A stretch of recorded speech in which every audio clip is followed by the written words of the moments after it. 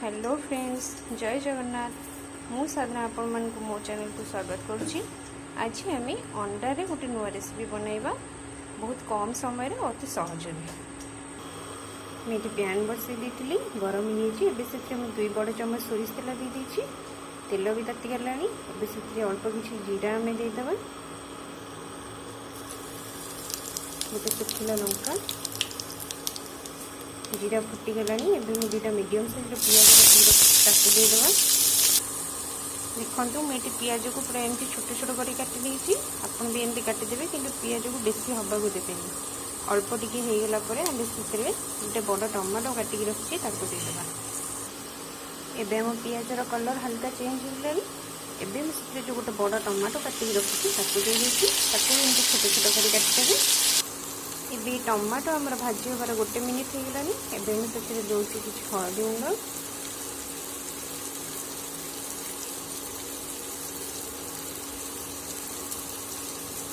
लुण स्वाद अनुसार देवे,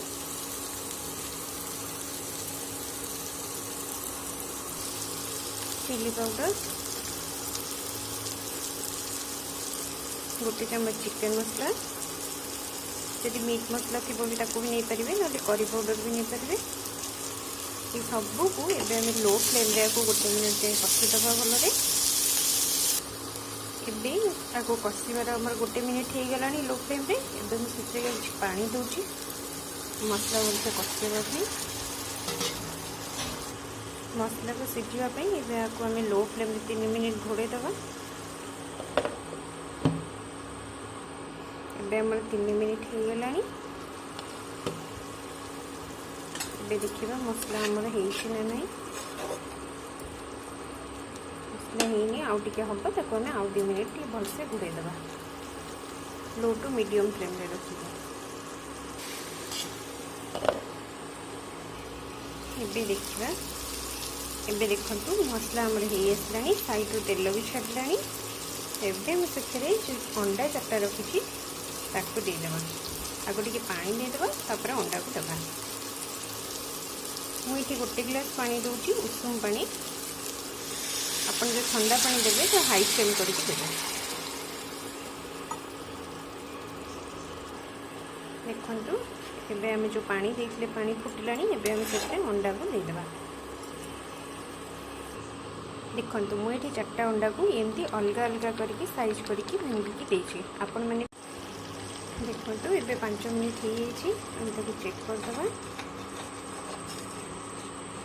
एमती आस्ते आस्ते कर उल्टे दबा।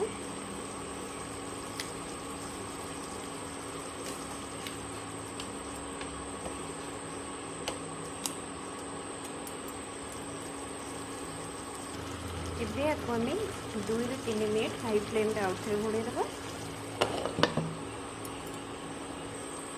एबे देखिबा हमर हेडलाइन कि नहीं।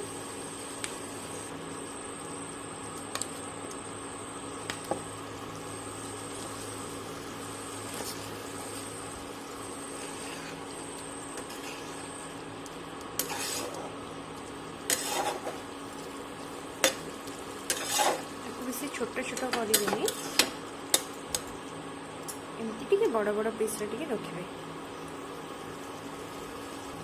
एबे आम ए किसी धनिया पत्र देके लो फ्लेम रे आउ 2 मिनिट घोड़े दबा।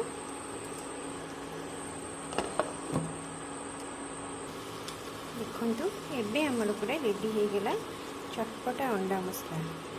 बहुत सहज रे बहुत जल्दी भी हो गला।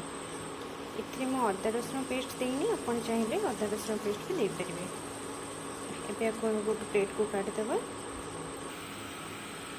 देखो ये रेसिपीटी जब आपण मन को भल लगी निश्चय ट्राई करेंगे। जदि वीडियो आपण मन को भल लगी लाइक शेयर सब्सक्राइब करने को जमा भी भूलें। रोची नमस्कार, जय जगन्नाथ।